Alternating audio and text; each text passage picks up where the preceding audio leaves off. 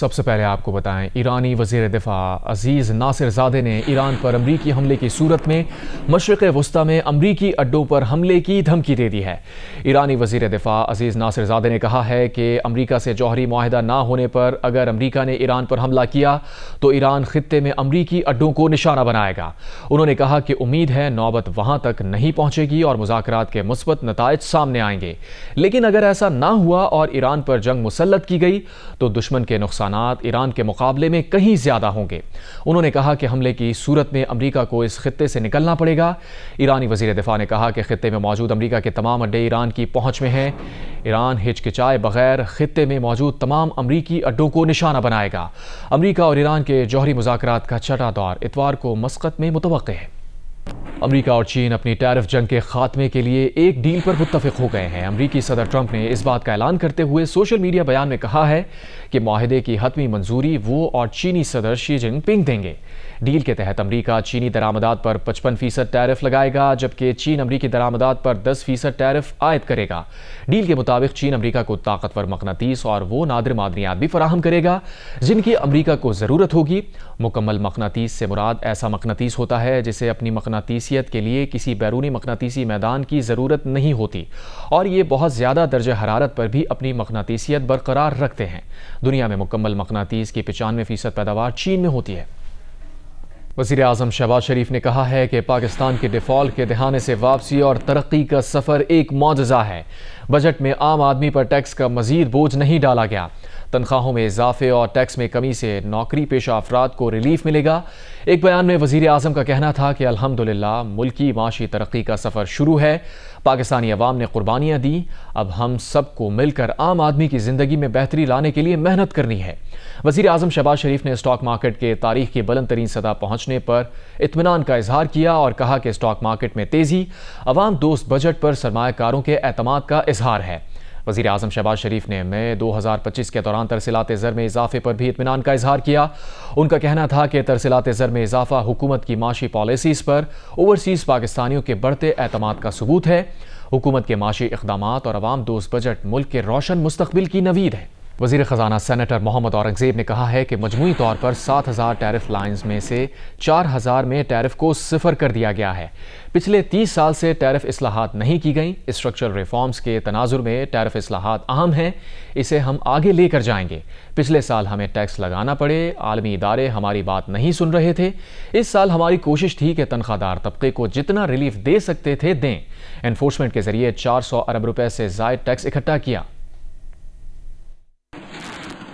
Post budget press conference سے خطاب کرتے ہوئے وفاقی وزیر خزانہ نے کہا قانون سازی کے لیے دونوں ایوانوں سے بات کریں گے۔ دو ہی طریقے ہیں، یا تو انفورسمنٹ کر لیں یا ٹیکس لگا دیں۔ پینشن اور تنخواہوں میں اضافے کو مہنگائی کے ساتھ لنک کرنا ہے۔ زراعت اور لائیو اسٹاک کی ترقی کے لیے صوبوں سے مل کر کام کریں گے، اس سے متعلق پالیسی ہونی چاہیے۔ چھوٹے کسانوں کی فنانسنگ کو بڑھانا ہے۔ ٹیرف اصلاحات سے برآمدات میں اضافہ ہوگا۔ اصلاحات لا کر ملک کو معاشی ترقی کی راہ پر لایا جا سکتا ہے۔ خسارے کی وجہ سے ہر کام قرضہ لے کر رہے ہیں۔ وفاقی وزیر خزانہ کا کہنا تھا ٹیکسوں میں کمی لانے کی کوشش کی۔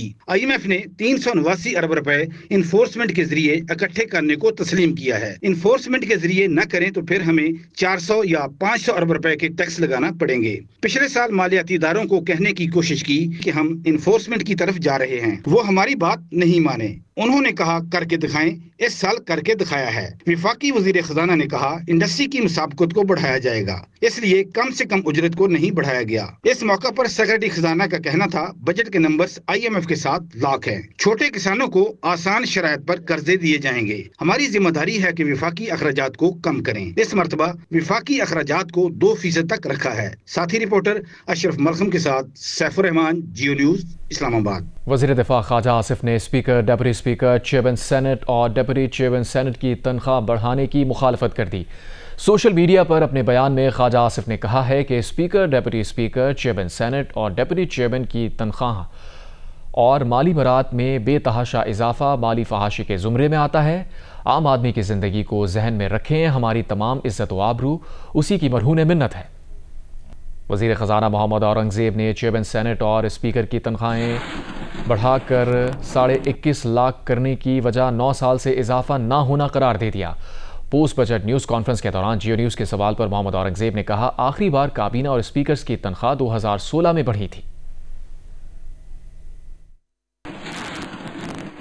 سر 29 مئی کو نوٹیفیکیشن آیا جس میں chairman senate, deputy chairman senate, speaker, deputy speaker کی سیلری 2,05,000 سے بڑھا کے 21.5 لاکھ روپے مہینہ ہے سر. اس میں کوئی بڑی رقم انوالو نہیں ہے شاید. لیا کیا اخلاقی طور پہ کوئی جواز ہے جہاں ایک طرف 30,000 سیلری نہیں ملتی کسی کو، دوسری طرف ایک دم 2,50,000 سے بڑھا کر 21.5 لاکھ روپے بنتی ہے سر؟ آپ یہ ضرور دیکھیے گا کہ آخری دفعہ whether it's ministers, whether it's state ministers, whether it's parliamentarians, ان کی سیلریز کو کب ایڈجسٹ کیا گیا تھا، یہ ضرور دیکھ لیجئے. کیونکہ میں آپ کو کیبنٹ منسٹرز کا تو حلفاً یہ بیان کر سکتا ہوں کہ the last time it happened was 2016 میں. آج 2025 ہے. اگر ہم آج آپ سر بات کر رہے تھے کہ گورنمنٹ کے ملازمین، پرائیویٹ سیکٹر ملازمین، ان کا 10% ہونا چاہیے، 15% ہونا چاہیے، 20% ہونا چاہیے، تو ان پارلیمنٹیرینز کا بھی اگر آپ ہر سال کم از کم اور کچھ نہیں تو تھرو دا سائیکل انفلیشن کو اگر آپ دیکھیں 5، 5.5، 6%. 2016 میں یہ ہوا. آج 9 سر آپ اس کو میں کہوں گا کائنڈلی کہ اس کا CAGR نکال لیجیے. آپ میرے سے بہت زیادہ سمجھدار ہیں کہ اگر یہ ہوتا رہتا تو پھر یہ ایک دم والی بات نہ ہوتی. یہ ایک دم والی بات اس وقت ہوتی ہے جب 9 سال سے کچھ چیز نہ ہوئی ہو. یہ ہے اس ایک دم کا جواب. جی. Chairman federal board of revenue Rashid Mahmood Langrial نے کہا ہے کہ شوگر سیکٹر میں ٹیکس انفورسمنٹ سے اس شعبے سے ٹیکس وصولی 39% بڑھ گئی. حکومت نے ٹیکس انفورسمنٹ کے لیے مختلف شعبوں کی ترجیحی فہرست بنا لی ہے. اس فہرست میں پولٹری اور بیوریجز سیکٹر بھی ہوں گے. 1050 ارب روپے آپ اکٹھا کر پائیں گے یا ایک دفعہ پھر ایک اور سال ہوگا جس میں ٹیکس شارٹ فال ہی ہوگا؟ اس دفعہ فنڈ نے انہوں نے 389 بلین کا انفورسمنٹ میئر کو ریکگنائز کیا ہے. میرا اپنا یہ خیال ہے کہ انفورسمنٹ میئر سے جس میں کوئی نیا ٹیکس شامل نہیں ہے ہم انشاءاللہ اس سے زیادہ اچیو کریں گے. نئے میئرز ہم نے لیے ہیں وہ صرف 312 بلین کے لیے ہیں. وی آر ویری فرم کہ یہ شاید اس سے زیادہ ہی آئے گا. ہم نے اسے کنزرویٹو سائڈ پہ لیا ہے. تو آئی ڈونٹ تھنک کہ اگلے سال ہمیں وہ شارٹ فال کے پرابلم آئیں گے. اس کی مثال بار بار ہر سال سامنے آتی ہے. چاہے عمران خان صاحب ہوں وہ بار بار کہتے تھے کہ جی جو سگریٹ ہیں جو فارمل سیکٹر ہے وہ سارا کا سارا ٹیکس دیتا ہے اور جو انفارمل ہے وہ تو اب جو ٹیکس کا پیکٹ ہے اگر آپ مارکیٹ میں جا کے اس کے اوپر ریسرچ کرائیں تو وہ تو جو ٹیکس بنتا ہے اس سے بھی کم پر وہ بیچ رہا ہوتا ہے. ہم نے نا اپنے سیکٹرز کی ایک پرائورٹی لسٹ بنائی ہوئی ہے جس میں ہم انفورسمنٹ کو بہتر کرنے کی کوشش کر رہے ہیں. ہم نے پچھلے سال اکتوبر نومبر میں شوگر سیکٹر سے آغاز کیا. رفلی 39% ٹوٹل ٹیکسز صرف شوگر سیکٹر سے بڑھ رہے ہیں صرف انفورسمنٹ کی وجہ سے. بیوریجز میں ہم نے شروع کر دیا ہے آلریڈی اور ٹوبیکو کا سیزن 1 جولائی سے شروع ہو رہا ہے. اس کے اوپر فول پروف پروڈکشن مانیٹرنگ ہوگی. اس کا پورا نظام پرائم منسٹر صاحب نے اپروو کر دیا ہے. اس میں جو ہماری لیڈرشپ ہے کنٹری کی فرام آل سائڈز ان کی پوری اپروول ہے. اور آپ یہ ٹوبیکو سیکٹر کی جو ہم ہمیشہ نان کمپلائنس کی کہانی سنتے رہے ہیں آپ کو اس میں اسی طرح کی فنڈامنٹل تبدیلی نظر آئے گی جس طرح کی فنڈامنٹل تبدیلی آپ نے شوگر سیکٹر میں دیکھی. We started with sugar, we are into poultry, we are into beverages. آپ کو انشاءاللہ جولائی اگست تک بیوریجز اور پولٹری کے رزلٹ ملنے شروع ہو جائیں گے. اور ٹبیکو کا کیونکہ آپ کو پتا ہے کہ اس کی فصل اب آنی شروع ہوئی ہے 15 جون کے بعد آنی شروع ہوتی ہے. اگلے 2-3 مہینے میں رزلٹ پتا چل جائے گا یا تو مافیا جیت جائے گی یا حکومت جیت جائے گی. امریکی سینٹ کام کے سربراہ جنرل مائیکل کریلا نے کہا ہے کہ پاکستان سے قریبی انٹیلیجنس تعاون سے داعش خراسان کے متعدد دہشت گردوں کو ہلاک اور گرفتار کیا گیا. 2021 میں کابل ایئرپورٹ پر خودکش حملے کے ماسٹر مائنڈ شریف اللہ عرف جعفر کی گرفتاری اور اس کی حوالگی بھی شامل ہے. امریکی سینٹ کی آرم سروسز کمیٹی میں جنرل کریلا نے کہا کہ اس گرفتاری کے بعد آرمی چیف عاصم منیر نے ذاتی طور پر رابطہ کر کے اطلاع دی تھی. پاکستان موثر انٹیلیجنس معلومات کے تبادلے کے ذریعے داعش خراسان کے خلاف کارروائیاں جاری رکھے ہوئے ہے. پاکستان کی شراکت داری انسداد دہشت گردی کے عالمی تناظر میں انتہائی اہم اور مؤثر ثابت ہو رہی ہے. جنرل کریلا کا کہنا تھا کہ ہمیں پاکستان اور بھارت دونوں کے ساتھ تعلقات رکھنا ہوں گے. نہیں سمجھتا کوئی ایسا دو ٹوک فیصلہ ہے. اگر بھارت سے تعلق ہو تو پاکستان سے نہیں ہو سکتا. ترجمان امریکی محکمہ خارجہ تیمی بروس نے امید ظاہر کی ہے کہ صدر ڈونلڈ ٹرمپ اپنے دور میں مسئلہ کشمیر کو حل کر سکیں گے. ٹرمپ نے ایسے لوگوں کو مذاکرات کی میز پر بٹھایا جن کے بارے میں تصور بھی نہیں تھا۔ پاکستانی وفد کے دورہ امریکہ پر ترجمان نے کہا کہ نائب وزیر خارجہ ایلسن ہاکر نے پاک بھارت جنگ بندی سے متعلق امریکی حمایت کا اعادہ کیا۔ After the ceasefire between India and Pakistan, President Trump offered to mediate on the issue of Indian-held Kashmir. I was just wondering what kind of follow-up we are expecting, like how State Department move forward, like inviting the leadership of both the countries, or like going to support UN Security Council resolution on Kashmir? Well, I obviously can't speak to what's on the mind or the plans of the president. What I do know is I think we all recognize that President Trump, in each step that he takes, it's made to solve generational differences between countries, generational war. So it shouldn't surprise anyone that he'd want to manage something like that. He seems very much to be, and not just seems, but he has been the only one to bring certain people to the table, to have conversations that nobody thought was possible. So while I can't speak to his plans, the world knows his nature, and I can't speak to any details of what he might have in that regard.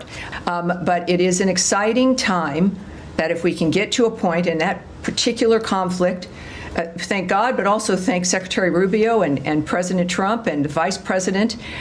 It is it's a very interesting time, and so it's every day we bring something new, and I hope perhaps something like that can also get resolved before the President. Pakistan کے سفارتی وفد کے سربراہ بلاول بھٹو زرداری نے کہا ہے کہ پاکستان بھارت کو میدان جنگ اور سفارتی محاذ پر شکست دینے کے بعد بھی امن کی بات کر رہا ہے۔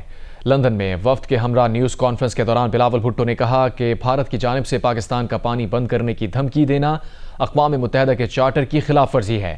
بھارتی بیانات صدر ٹرمپ کی امن کی کوششوں کو سیبوتاژ کرنے کے مترادف ہیں۔ امریکہ بھارت کو کان سے پکڑ کر میز پر لائے گا کیونکہ یہ دنیا کے مفاد میں ہے کہ پاکستان اور بھارت میں امن ہو۔ بھارت جتنا بھی بڑا ہو، ہم ان کا مقابلہ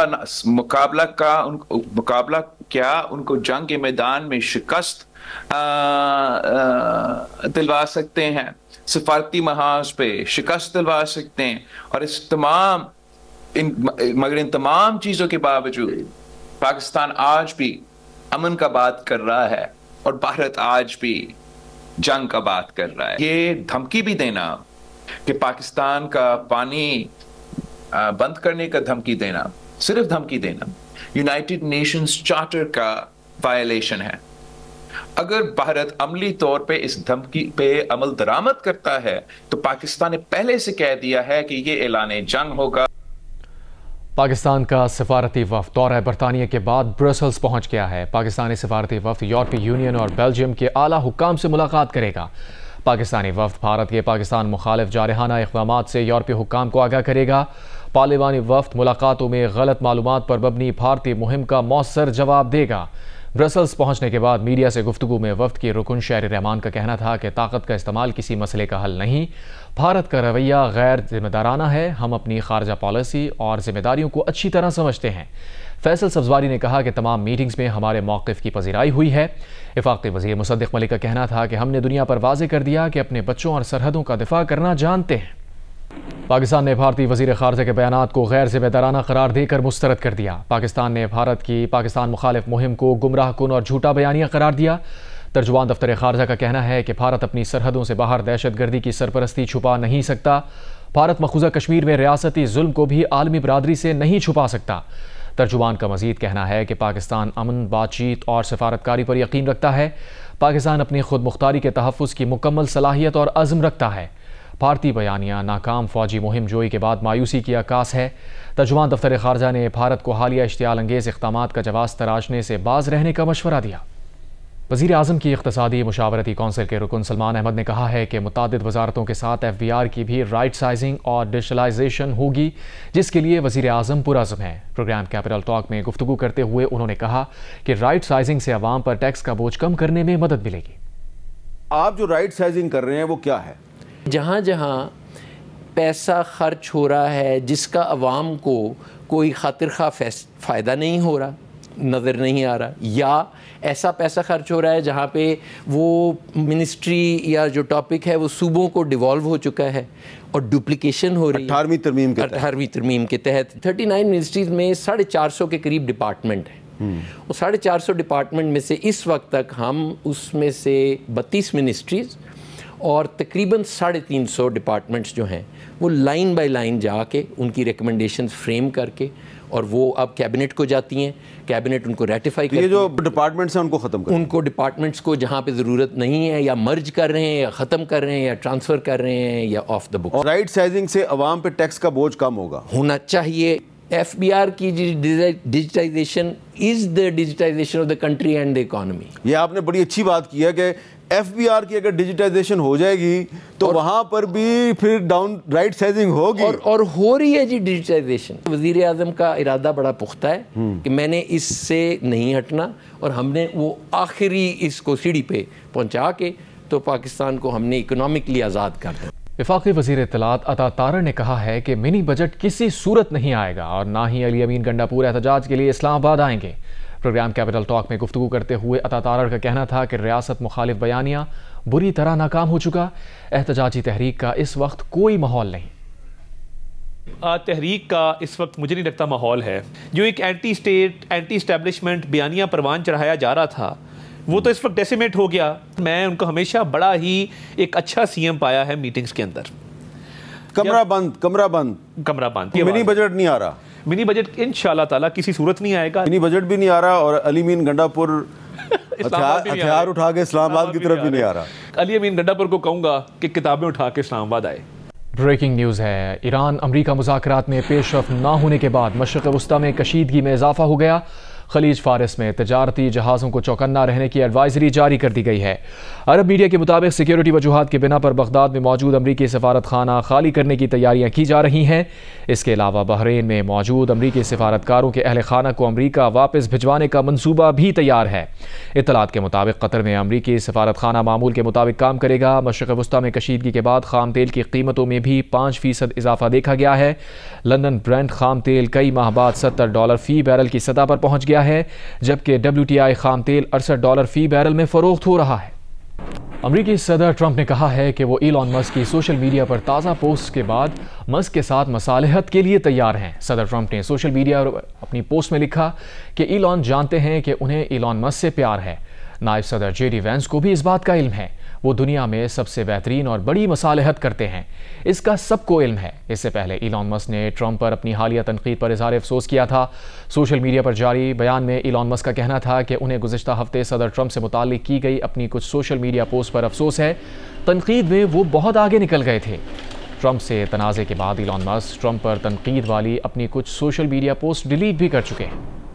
بجٹ تجاویز کے بعد پاکستان اسٹاک ایکسچینج کا 100 انڈیکس اونچائی کے نئے آسمان پر نظر آیا. بجٹ تجاویز کے بعد ہوئے پہلے سیشن میں Pakistan stock exchange 100 index 2328 points اضافے سے 1,24,352 کے ریکارڈ بلندی پر بند ہوا ہے. بدھ کو کاروبار کے دوران انڈیکس نئی ریکارڈ بلند ترین سطح پر پہنچ گیا. مشرق وسطیٰ میں مقیم پاکستانیوں نے رواں مالی سال 11 مہینوں میں $19 ارب وطن عزیز بھیجے، جبکہ بیرون ملک مقیم پاکستانیوں نے 11 ماہ میں مجموعی طور پر $34 ارب 89 کروڑ پاکستان بھیجے.